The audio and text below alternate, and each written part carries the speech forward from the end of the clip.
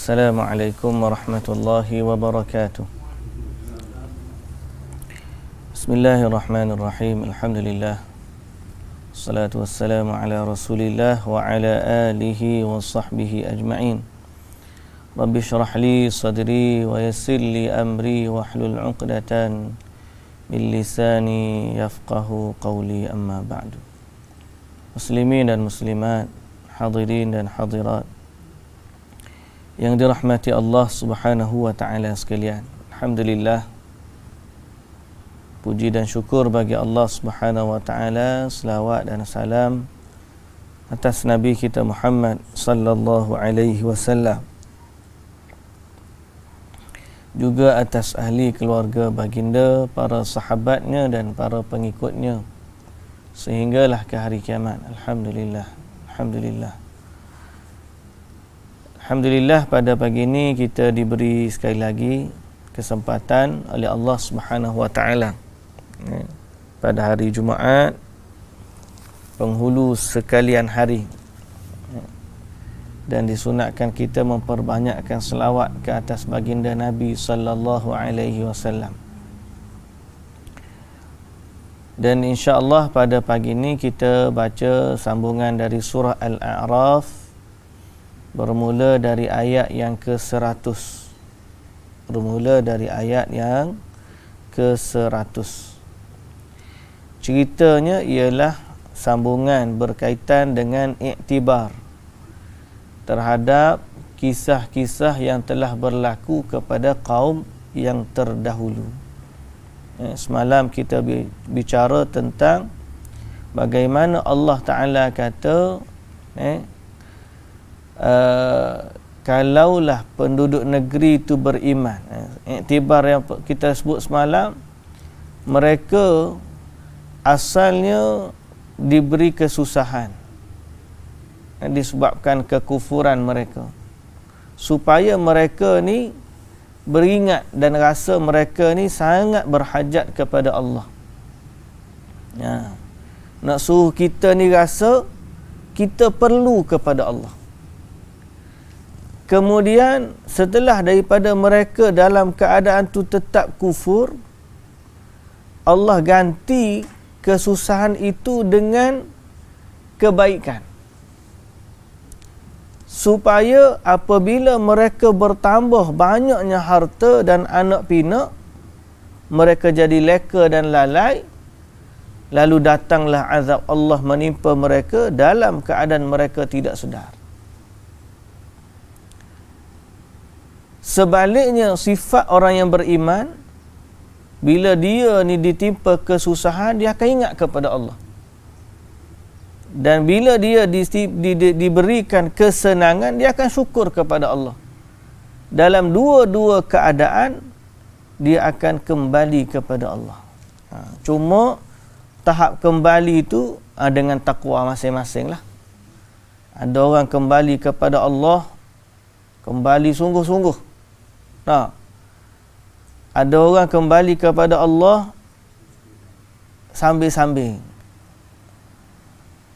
Tapi Allah pesan, ya ayyuhalladzina amanu taqullaha haqqa tuqatih. Wahai orang yang beriman, bertakwalah kepada Allah sebenar-benar takwa. Kena sebenar-benar. Tak boleh sambil-sambil, cuba-cuba. Akhirat ni bukan main cubaan. Akhirat ni benda yang betul-betul. Kena betul-betul lah. Lalu Allah Ta'ala kata apa? Sekiranya mereka beriman dan bertakwa, nescaya kami akan bukakan daripada pintu langit dan bumi, pintu-pintu kebaikan yang penuh dengan keberkatan. Tapi kalau mereka kufur, maka habislah. Kerana tidak ada satu pun perjanjian aman antara mereka dengan Allah, bahawa Allah tidak akan azab mereka. Tidak ada yang memberikan keamanan kepada mereka dari didatangkan azab sedang mereka tidur di malam hari, atau sedang mereka bermain di siang hari. Tak ada orang yang boleh bagi keamanan. Jadi sebab itu iktibar kepada kita bagaimana azab itu boleh berlaku. Hari ni kita tengok cerita kematian macam-macam. Ya. Baru tadi sekejap tadi dikhabarkan bekas daripada jemaah kita sebut tentang abang dia meninggal. Baru sekejap duk mesej ke dia disebabkan COVID. Ya. Kematian yang tiba-tiba, inna lillahi wa inna ilaihi raji'un. Dan ceritanya dibawa balik ke kampung dia, dikebumikan di kampung dekat dengan rumah dia yang baru siap. Dia duduk sini. Dia duduk KL ni dekat ni, Pandai Indah dia duduk je. Bawa balik ke kampung. Rumah kampung tu baru siap. Jadi tak sempat tadi nak duduk di kampung tu. Balik kampung tu duduk di rumah lain. Rumah yang kekal. Maknanya apa? Mengejutlah. Kita pun begitu juga, kita tak tahu. Allahu Akbar. Cerita tu gitu belaka, tapi bila balik rumah balik. Kan? Semoga Allah Ta'ala mengampuni dosa-dosa kita dan kekurangan kita. Baik, kita sambung ya. Hari ini ayat 100. A'udzu billahi minasy syaithanir rajim. أولم يهد للذين يرثون الأرض من بعد أهلها أن لو نشاء أصبناهم بذنوبهم ونطبع على قلوبهم فهم لا يسمعون تلك القرى نقص عليك من أنبائها ولقد جاءتهم رسلهم بالبينات فما كانوا ليؤمنوا بما كذبوا من قبل كذلك يطبع الله على قلوب الكافرين وما وجدنا لأكثرهم من عهد وإن وجدنا أكثرهم لفاسقين ثم بعثنا من بعدهم موسى بآياتنا إلى فرعون وملئه فظلموا بها فانظر كيف كان عاقبة المفسدين وقال موسى يا فرعون إني رسول من رب العالمين. Baik, bismillahirrahmanirrahim. Muslimin dan muslimat yang dirahmati Allah Subhanahu wa taala sekalian. Ayat surah Al-A'raf dari ayat yang ke-100. Sambungan cerita mengambil iktibar dari kisah. Kisah tak habis lagi, ada lagi cerita lepas ni, kisah Fir'aun pula lepas daripada ni. Cuma antara cerita dengan cerita diselitkan pengajaran dia. Antara cerita-cerita Quran ni Allah Ta'ala cerita, habis satu cerita ambil pengajaran. Jadi antara pengajaran dia juga ayat yang 100 ni, awalam yahdi lilladzina yarithunal arda mim ba'di ahliha. Adakah yang demikian itu tersembunyi dan tidak jelas kepada orang-orang yang mewarisi negeri itu sesudah penduduknya hilang lenyap kerana ditimpa bencana. Faham tak tu? Awalam yahdi lilladzina yarithuna al-arda min ba'di ahliha awalam nubayyin lahum allau nasha'u asabnahum bidhunubihim. Awalam yahdi ni, apakah tidak jelas? Apakah tidak jelas? Hidayah, yahdi ni makna petunjuk lah. Petunjuk ni yang tidakkah mereka tu mendapat petunjuk? Maknanya tidakkah mereka itu mendapat penjelasan? Mereka tu siapa? Lilladzina yarithunal arda min ba'di ahliha, kepada orang-orang yang mewarisi negeri itu. Makna setelah Allah Ta'ala binasakan penduduk negeri-negeri yang disebutkan sebelum daripada ini, maka ada lagi datangnya penduduk-penduduk yang lain yang datang selepas mereka. Sama ada tinggal di tempat yang sama ataupun tinggal di tempat yang lain. Setengah-setengah tempat yang binasa ni memang tak ada tempat dah, orang situ macam binasa habis sungguh. Setengah-setengah tempat tu ada lagi yang tinggal di tempat yang sama setelah daripada mereka dibinasakan. Kalau kaum Nabi Saleh tu memang tak ada lah. Sebab kita tahu Madian, wallahu ta'ala alam, saya tak pernah sampai di sana.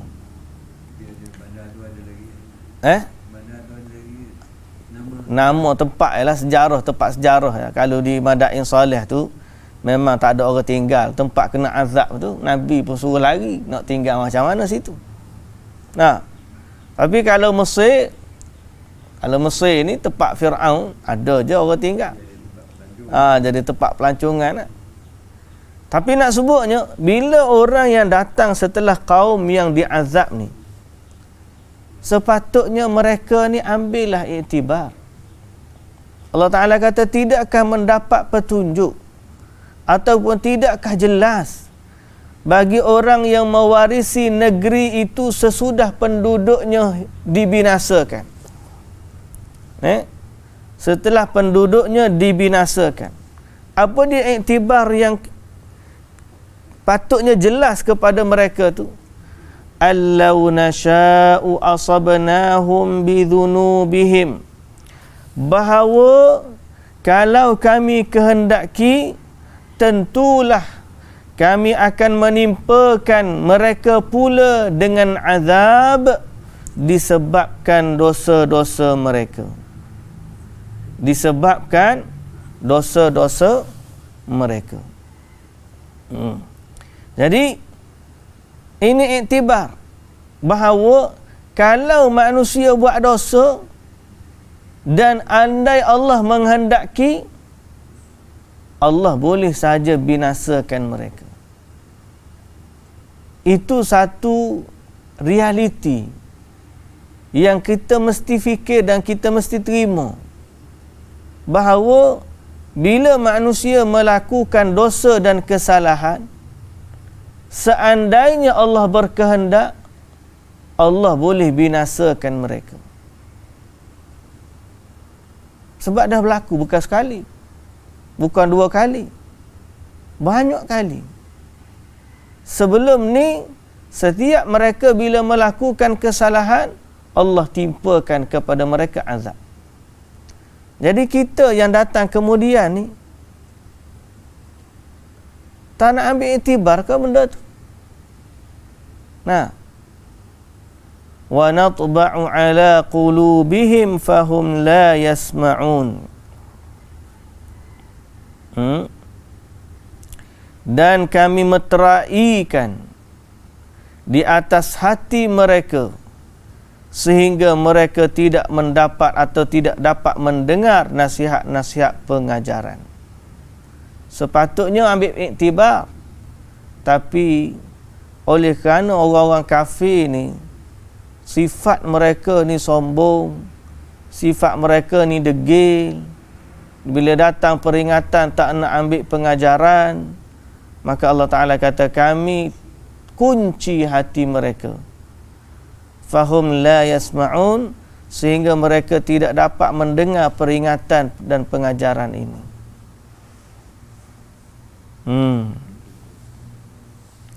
Tutup. Akhir sekali bila dia tengok negeri tu pun dia tak ambil iktibar. Bahayanya hati ni kalau dah dikunci.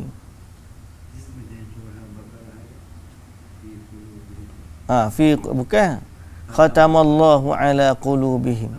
Sama. Natba'u ala qulubihim, sama.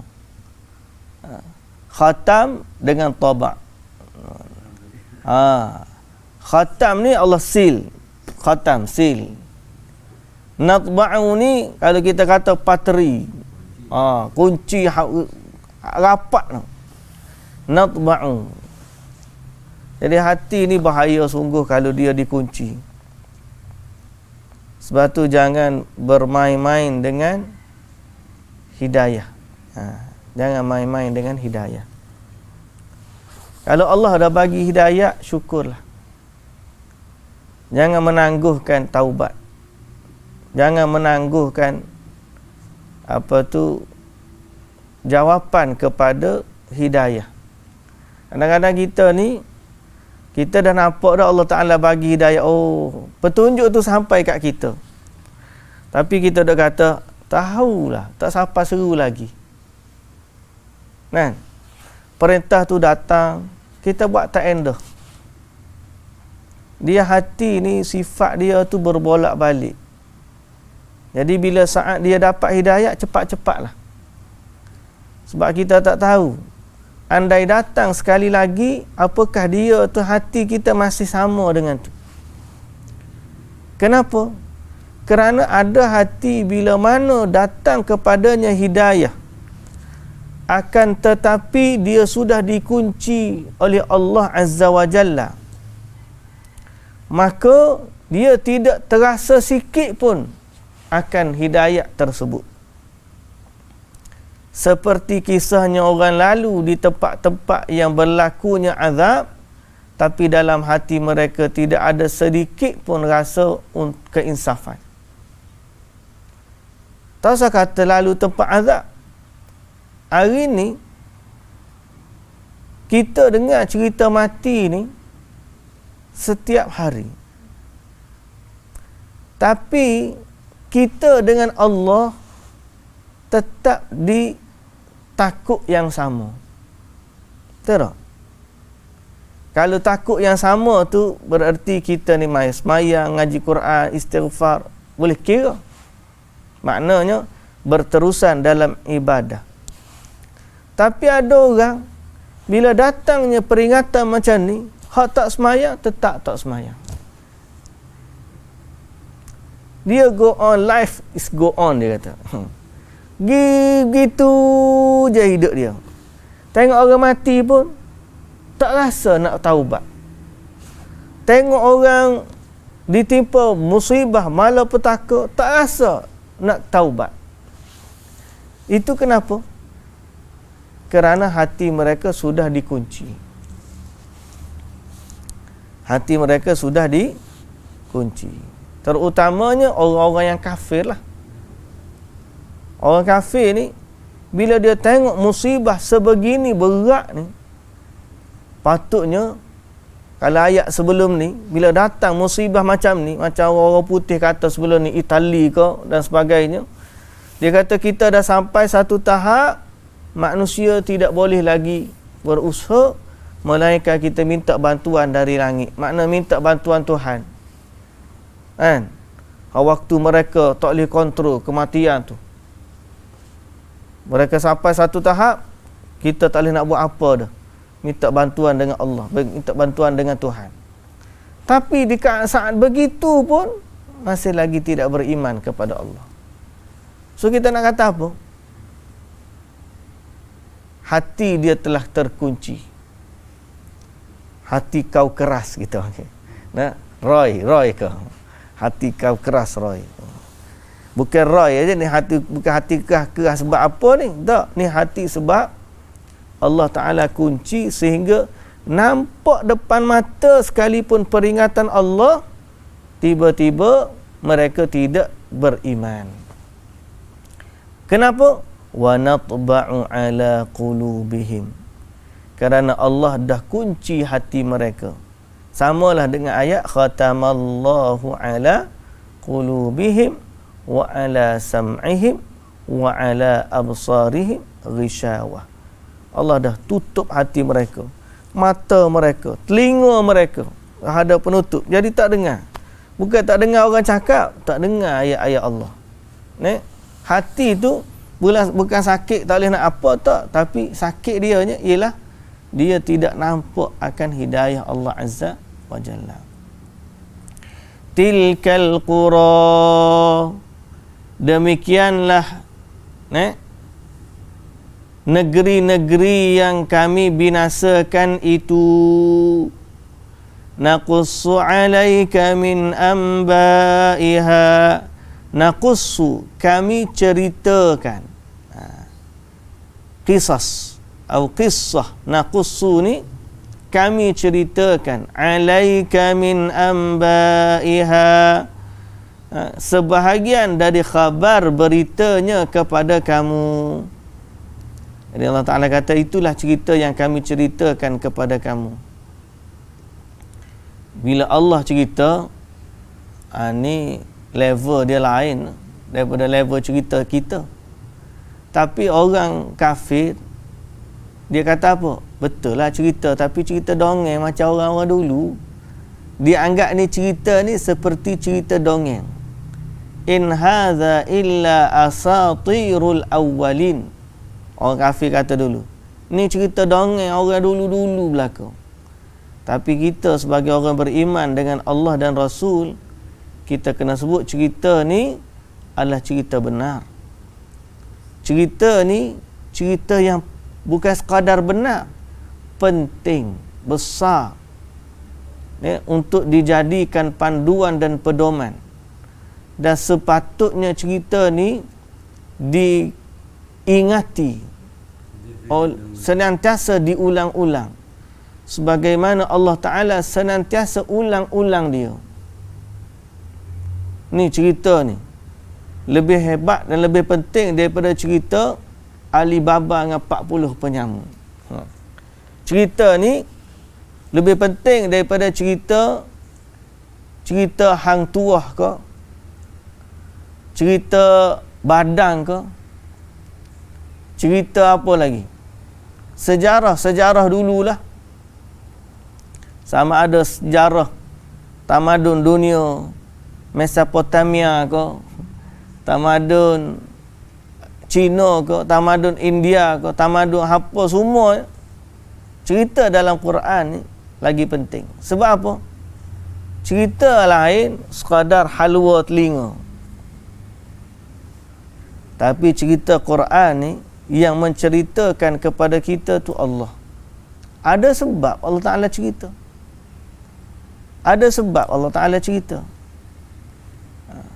Apa dia tujuan utamanya? Allah Ta'ala nak bagi tahu, walaqad ja'atuhum rusuluhum bil bayyinat, sesungguhnya telah datang kepada mereka rasul-rasul mereka dengan keterangan-keterangan yang nyata.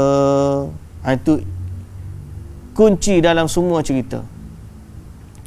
Fama kanu liyu'minu bima kadzabu min qabl, sesudah itu mereka tidak juga beriman dengan apa yang mereka telah dustakan dahulu. Kadzalika yatba'u ala qulubi, kadzalika yatba'u Allahu ala qulubil kafirin, demikianlah Allah meterai di atas hati orang-orang yang kafir. Jadi banyak-banyak cerita tu, poin dia satu je. Poin dia satu. Semua kebinasaan sebelum daripada ni. Kalau kita boleh panjangkan skop cerita tu, cerita-cerita sebelum ni apa? Most of the story in Al-Quran, bahasa putih sikit, ialah cerita kebinasaan kaum. Cerita kebinasaan. Kalau cerita-cerita yang ada di dunia adalah cerita kebinasaan kaum. Kalau sepanjang kita duduk tengok tadabbur ni, kalau cerita-cerita sejarah dunia dalam Quran, back to the sebelum zaman kita ni, semuanya cerita, kalau hak cerita asal, penciptaan Nabi Adam alaihissalam. Lepas cerita Nabi Adam, datang cerita Nabi-Nabi terdahulu, semuanya berakhir binasa, binasa, binasa, binasa, binasa. Allah Ta'ala tak cerita pun keindahan dunia untuk hidup di dunia. Yang cerita indah dalam Quran ni, cerita indah dalam Quran ni, semuanya duduk akhirat. Syurga. Kalau cerita kebun dalam dunia, surah Kahfi, berakhir dengan musnah. Cerita mana lagi yang kita dengar? Sabak, kaum Sabak, negeri yang aman, baldatun tayyibatun wa rabbun ghafur, berakhir dengan hancur binasa. Jadi semua cerita-cerita, kalau cerita dunia ni, Fir'aun, tamadun hebat, hancur. Ad, tamadun hebat, hancur. Samud, hebat, hancur. Kaum Nabi Nuh, hancur. Jadi semua cerita-cerita hak atas dunia ni adalah ulang episod yang sama. Ialah episod kehancuran. Dah? Betul. Watak je berbeza. Pemain cerita tu, watak dia tu berbeza. Kesudahan, plot cerita dia sama. Apa dia Allah Ta'ala kata? فَمَا كَانَ وَلَقَدْ جَاءَتْهُمْ رُسُلُهُمْ بِالْبَيِّنَاتِ تِلْكَ الْقُرَى نَقُصُّ عَلَيْكَ مِنْ أَنْبَائِهَا. Semua kampung-kampung yang kami berikan cerita dia kepada kamu tu, وَلَقَدْ جَاءَتْهُمْ رُسُلُهُمْ بِالْبَيِّنَاتِ فَمَا كَانُوا لِيُؤْمِنُوا بِمَا كَذَّبُوا مِنْ قَبْلِ. Kami hantar utusan-utusan, semua cerita-cerita yang ada ni, semua tu kami hantar rasul-rasul kami. Sebaliknya kaum-kaum tu tidak beriman. Allah Ta'ala cerita ni. Fama kanu liyu'minu bima kadzabu min qabl. Mereka tidak beriman dengan apa yang telah mereka dustakan, lalu Allah tutup kunci hati mereka di atas hati orang-orang yang kafir. Allah meterai di atas hati orang-orang yang kafir. Akhir sekali berlakulah kebinasaan. Kenapa? Kenapa? Walaupun watak mereka berbeza, tapi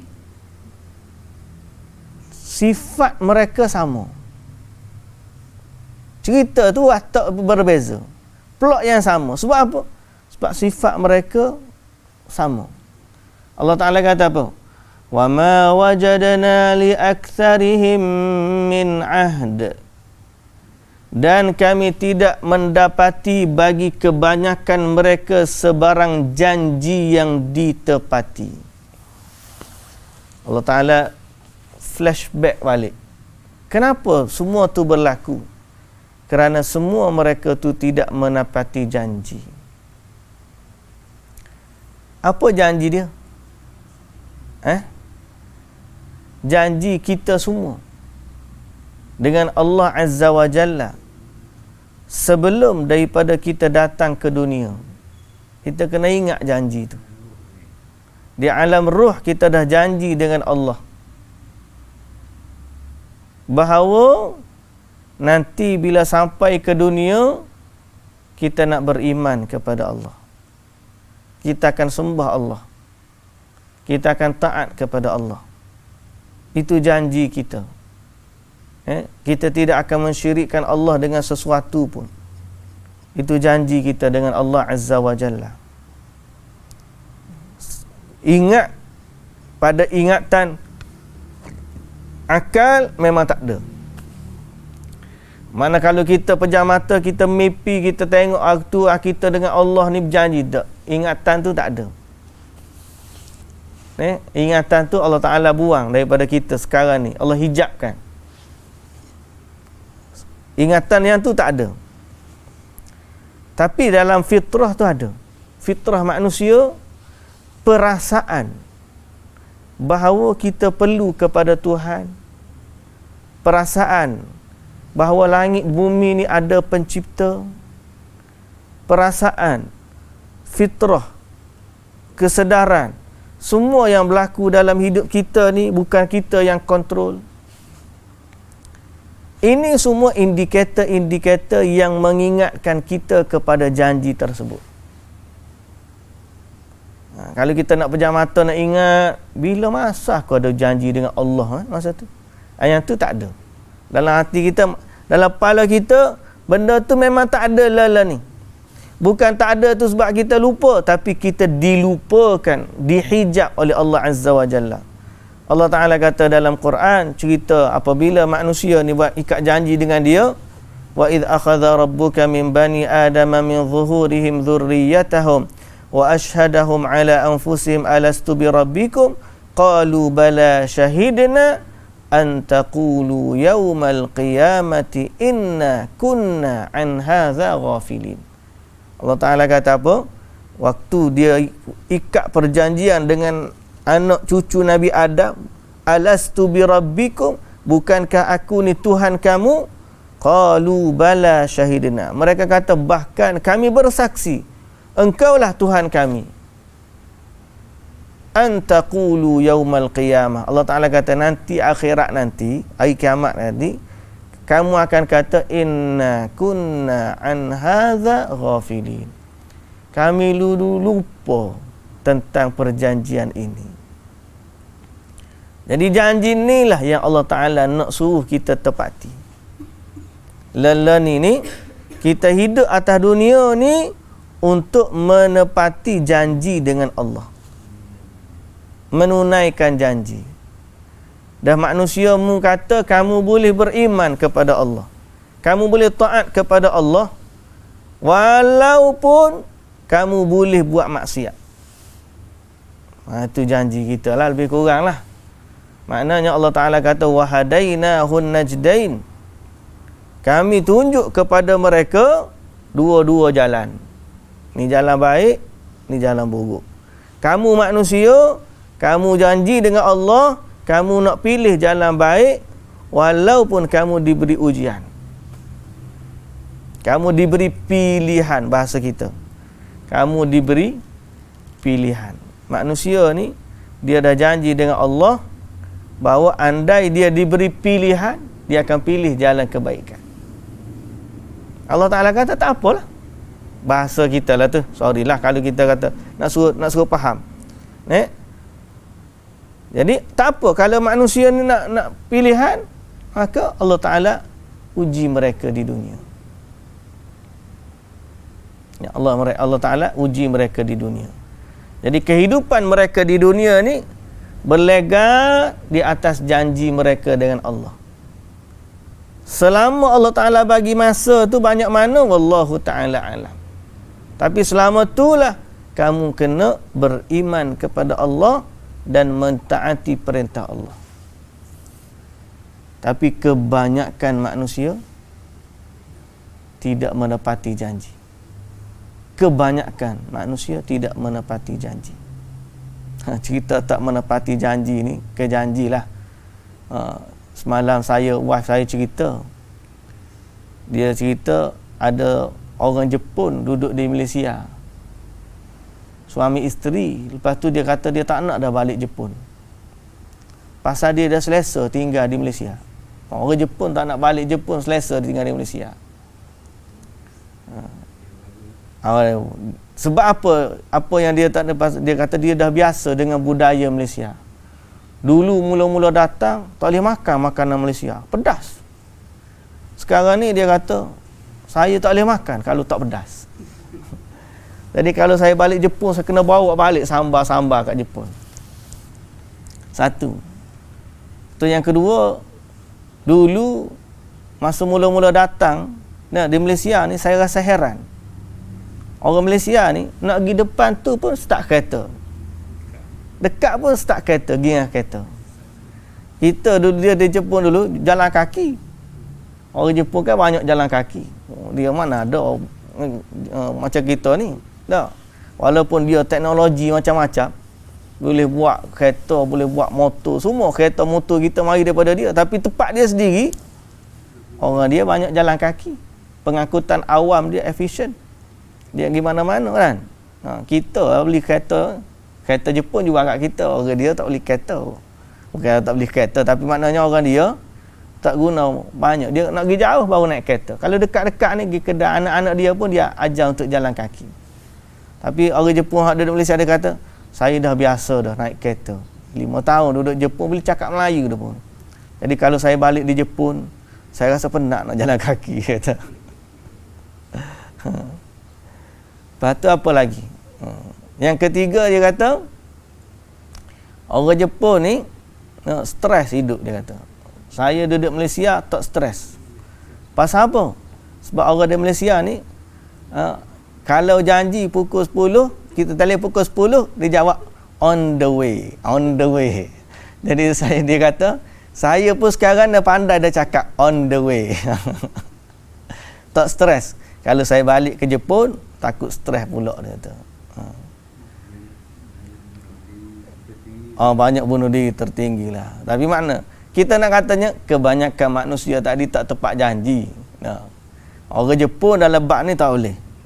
Orang kita ni on the way. On the way nya banyak.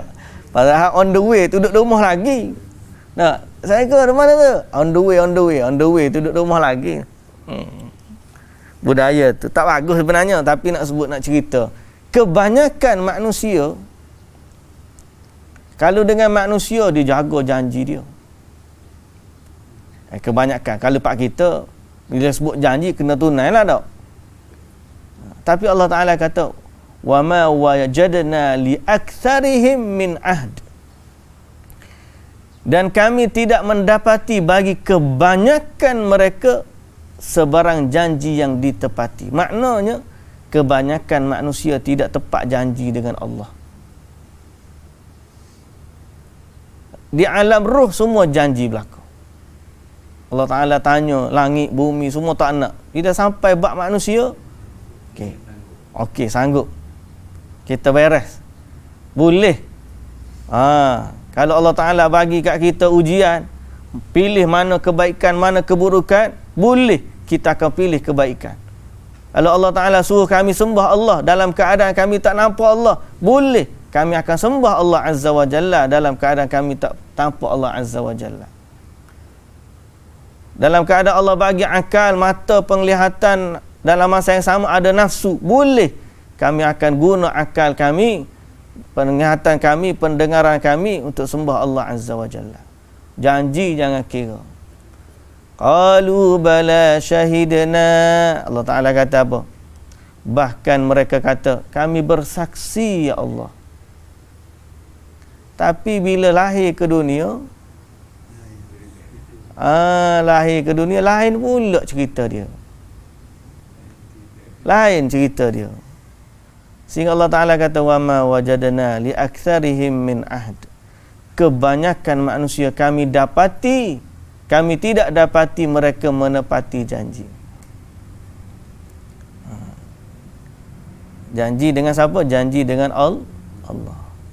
Janji manusia kadang-kadang dia jaga. Sebahagian manusia dia jaga janji dengan Allah. Macam Jepun tadi lah kita cerita janji dengan manusia. Jepun timing dia tak boleh lewat 1 minit pun tak boleh lewat. Dia punya stres 1 minit tak boleh lewat. Masuk dalam Olimpik yang tak dapat dibatalkan. Tu memanglah, tu memang peraturan maknanya kena ikutlah. Dia memang kita tu kata Malaysia tu on the way tu. Bukan peraturan Olimpik tu. Menepati Jepun punya. Jepun punya dia strict lah, mana bab masa ni tak boleh kompromi. Tu yang tak kena tarik pingat mah tu. Tapi bab tu dia strict, tapi bab janji dengan Allah dia tak strict pula tentang janji dengan Allah. Dia tak strict tu mungkin sebab dia tak ingat tadi lah. Dia tak ingat pada akal.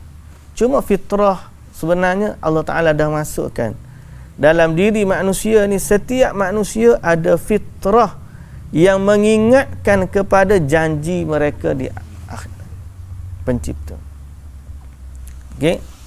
Wal ahdu alladhi akhadhahu huwa ma jabalahum alaihi wa fattarahum alaihi wa akhadha alaihim fil aslab annahu rabbuhum wa malikuhum wa annahu la ilaha illa huwa fa aqarru bidzalika wa shahidu ala anfusihim wa khalafuhu wa tarakuhu wara'a zuhurihim wa abadu ma'allahi ghairahu bila dalilin wala hujjatin wala min aqlin wala syar'in.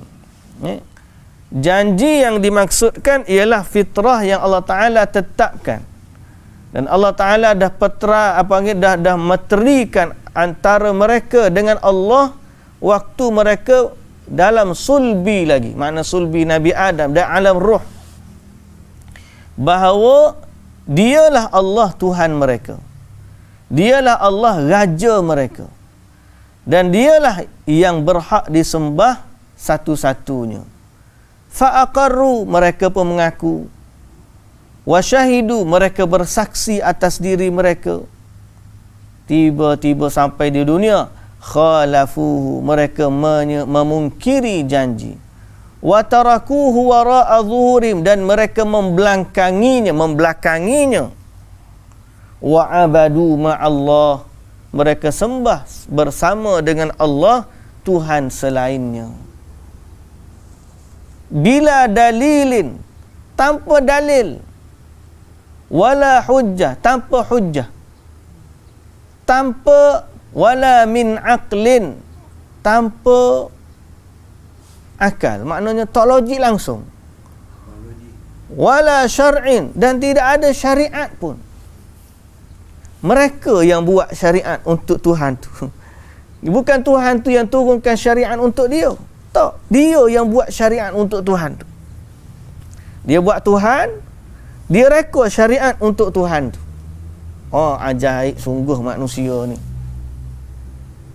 Allah ni, dia cipta kita, dia bagi syariat kat kita. Ni aku buat kamu ni. Logik tak? Satu produk mengeluarkan peraturan untuk kilang. Nah, tiba-tiba kereta hak keluar, kereta tu bagi tahu kilang, aku tak boleh gini. Ni peraturan dia. Kereta bagi tahu kepada hak pembuat dia, tak boleh. Patutnya pembuat tu bagi tahu, ni peraturan orang hak nak guna kereta. Gini. Dalam bahasa kita mula pembelilah. Hak ni pengeluar, hak ni pembeli.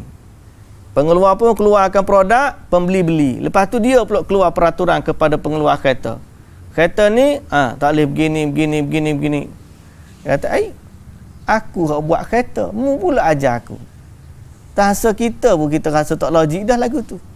Nah, ni dia daripada zero, daripada dia ada Allah, dia hamba kepada Allah, lahir ke dunia.